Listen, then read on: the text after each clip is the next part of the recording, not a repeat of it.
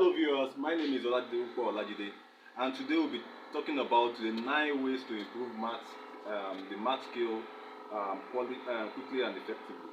Now, there is a lot of importance in understanding the basic skills in mathematics, as it takes solid understanding of past concepts to prepare for the next lesson. The major reason why mathematics become frustrating is when you are forced to move on before you are ready. You are either stuck trying to catch up, or you end up feeling further behind. Now, these affect most of the students or people because they don't have the primitive understanding of the previous knowledge. Now, trying to cope with the consecutive ones makes them lag behind. So, what are considered basic mathematics skills? Now, we all know that the basic mathematics skill is the addition, subtraction, division, multiplication, percentage, fractions, decimal, and spatial reasoning. That is, all these are embedded in what we call board maths. But the spatial reasoning is more of the quality in which the student or people will really need for them to improve themselves, widen their knowledge, and have a concrete understanding of mathematics. Now, how to improve mathematics skill? What are those needs? What are the prerequisites needed for students or pupils to understand and improve the math skill? Most students or pupils aren't bad in mathematics, only that they just need more time to practice and gain thorough understanding. So what I mean is most students, they don't really have problem in mathematics, they only need more time to understand this. As more of these students, they don't really have that attribute, the intelligence to cope in class. Now, we need to learn all these tips to quickly and effectively improve math skill. Now, the first one, you have to wrap your head around the concept. What do we mean by wrapping the head around the concept? You have to gain the intelligence and the required concepts needed for you to understand the mathematics. Mathematics is all about concept. So you have to break down the concept and you go down to the lowest stage regarding the quality of the student in class.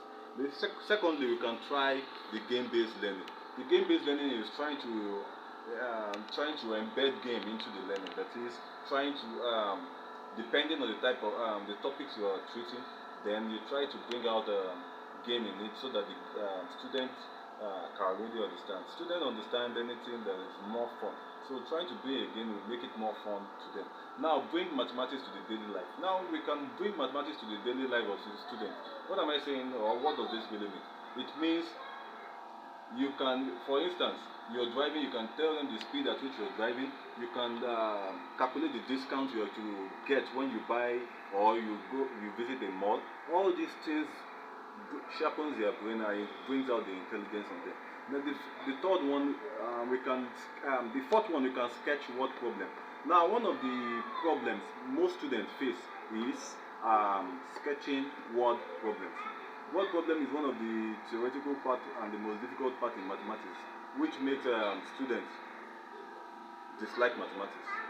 So breaking it down, and sketching it. For instance, Ada bought 5 apples and 7 oranges. Now, if Ada eats 2, how many will be left? So you have to draw this diagrammatically. You draw this and you sketch it out for them so that they can really truly understand. So with these few tips, you can teach, or you can make your student or your pupil understand some qualities in mathematics. So now with the next stage is set realistic goals. Most of we parents, we have to set realistic goals for our kids and our words. What I mean by setting realistic goals is, if the students have fallen behind in mathematics, then more study time should be introduced. That is, if the students have already fallen behind in mathematics, then you have to need more study time.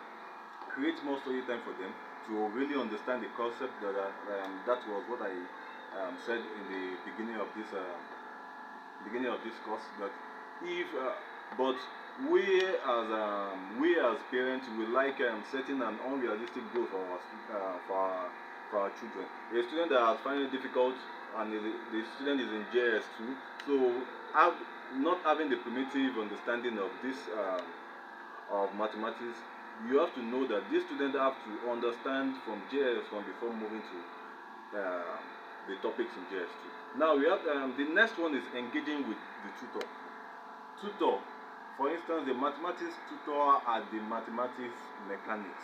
They are the ones to know where and how to improve your child. A good mathematics tutor is a good mechanic, in which he has to first of all the weakness of the students, and from there the tutor can bring out the best in the in the student. Now the next one, which is the last one, teach other. The student is to teach others the mathematics they know, irrespective of how low your child or the student is in mathematics. We can always try to make them teach their younger ones or the siblings the ones they know, even if it is a multiplication table. Now, teaching broadens the knowledge of students or people. This will make them be more effective and also broaden their scope of knowledge to do. So with this few scope, if you truly embed all this scope I stated here in our student or people, you will definitely see a good outcome in the mathematics. So this is once again, this is Master Olajide. Then I'm going to catch you again. Thank you very much. We'll see you next time. Bye.